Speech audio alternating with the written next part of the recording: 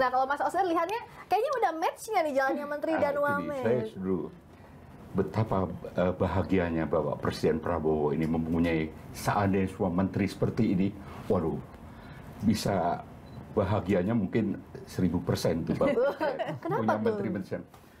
Satu, pertama, Iya. fisik dulu, cantik-cantik. Itu harus dong. Visual. Harus. Visual. Terus artikulatifnya mendekati sempurna. Ini bukan hanya sebagai wamen, tapi betul-betul juru bicara dan pelaksana Program. komunikasi. Komunikasinya luar biasa. Saya kira tadi yang komunikatif itu hanya beliau. Ternyata sama. Ternyata, wih, Vero juga. Tadi minum kopi pahit udah nggak apa-apa. Nggak usah gula lagi. Tapi memang kalau wamen-wamen perempuan, Mas Osdar, kami itu Kita women support women. Kita sangat sangat strong koneksinya dan selalu saling Nempel dengan sendirinya, Mas. Betul. menempel sendiri ya. Dan rata-rata cerewet. Iya. Wah, Susah di stopnya. Saya menikmati trewetnya itu artikulasinya selalu pas kata-kata seperti udah disiapkan, seperti membaca gitu loh. Tapi ini lebih makanya pertama yang muncul bahagia amat Bapak Presiden. Kalau punya ini, seandainya saya pun juga presiden, waduh, saya nggak usah kerja itu. ini baru pujian, kita tunggu pertanyaannya. Biasanya yang manis di awal dulu kalau Mas Oscar. Naikin dulu, habis itu jatuhin. Tapi apapun juga ada suatu yang inti yang bagi saya mengena ini suatu yang mungkin masa ini ya. Tadi katakan keluarga. Zaman dulu, zaman saya begini saya pernah belajar filsafat lah ya. Keluarga itu kalau dulu tidak tahu sudah lupa adalah sel dari masyarakat. Iya, iya. Sel dari masyarakat, dari yang masyarakat kecil sampai dunia ini keluarga itu adalah sel. Fondasinya sel Nah, bahkan. ada tuh sel. Kalau sel itu manusia kalau sakit mulai kan dari sel-sel yang rusak. Ya. Nah, ini sangat menarik kalau ini digali lebih jauh. Dan beliau ini tadi mengatakan di pariwisata, tadinya antara pariwisata dengan, tadinya saya berpikir pariwisata dengan Kementerian Perempuan dan Anak-anak ini agak nyambungnya. Setelah berdua ini bicara, berdua wamen ini bicara, saya baru membayangkan memang Indonesia itu memerlukan kabinet itu memerlukan wamen-wamen, apalagi wamennya seperti ini. Pariwisata dan pemberdayaan perempuan sangat erat kaitannya. Pariwisata terutama kan mobilisasi manusia kan, dari ujung dunia sampai ujung dunia, interaksi ini. Dan itu teknologi apapun juga yang saya juga sangat gaptek sekali, itu juga akan mempengaruhi pariwisata. Di satu ketahanan masyarakat yang keluarga, tadi intinya saya megang adalah keluarga. Betul. Sebagai sel kan, begitu Bu Wamen. Betul. Ya kan, beliau mobilisasi manusia bergerak. Sekarang pergerakan orang bergerak itu sangat cepat dan keinginan tinggi. Ingin lihat dunia sana, lihat dunia. Nah, beliau ada di sini dan beliau ada pertahanan masyarakat di Indonesia yang berapa suku itu. Satu kampung dengan satu kampung lagi bisa berbeda. Bahasanya bisa itu. Nah, kalau nggak ada ketahanan, ini tuh, kalau sang menteri cuma sang menteri toh tanpa wamen Akan sulit.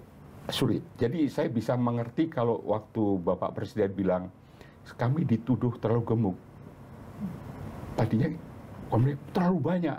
Kok jumlahnya banyak banget? Banyak banget. Itu gemuk sekali, gembrot segala. Tapi memang tadinya saya juga meragukan pernyataan Bapak Presiden tentang karena Amerika yang gede itu lebih sedikit daripada kita. Tapi ke Indonesia itu lebih berapa sukunya, pulaunya terpisah-pisah dari laut, dan itu antara pulau kampung dengan kampung aja banyak udah, apalagi di Papua sana, di Jawa ada, antara yang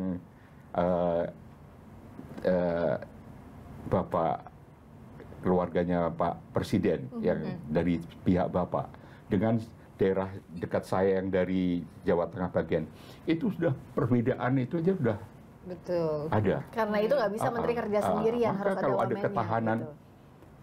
pariwisata itu dikerjakan yang juga menghasilkan devisa, tapi tadi beliau itu tadi kalau tidak ada wamennya menteri bisa terpontal-pontal itu. Nah, justru ini sebenarnya gini, antara kita ini kenapa erat banget. Kalau buat kami di Kementerian PPPA jelas banget, kita itu subjeknya kan harusnya. Tapi selama ini yang terjadi kan kita tidak pernah diikut, istilahnya perempuan, keluarga, kekerasan terjadi karena apa? Ujung kalau kita lihat kan ekonomi.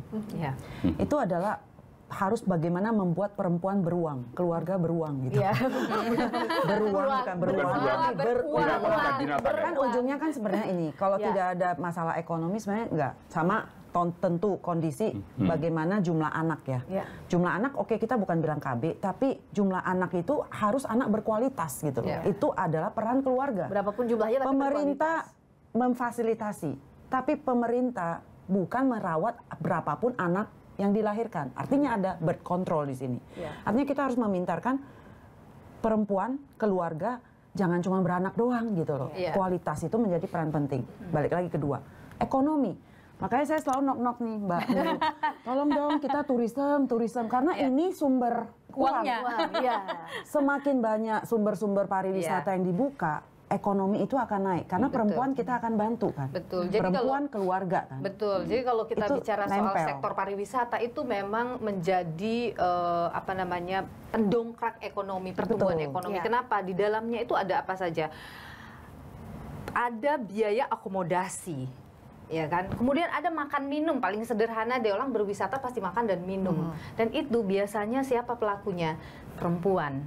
Kalau kita lihat data UNWTO, perempuan itu yang bekerja di sektor pariwisata, bekerja baik itu formal maupun non formal ya, dalam artian bekerja di restoran, hotel, atau menjual handicraft, menjual makanan minuman, menjadi tour guide dan sebagainya, itu lebih dari 50%. Kalau data kita dari Kementerian Pariwisata mencatat di Indonesia saja 56% itu isinya perempuan. Nah dari sini saja kita lihat bahwa 56% dibandingkan dengan laki-laki gitu. Jadi kita minoritas. Mohon maaf ini Pak. Di sini aja Ini lambang Indonesia ini ya.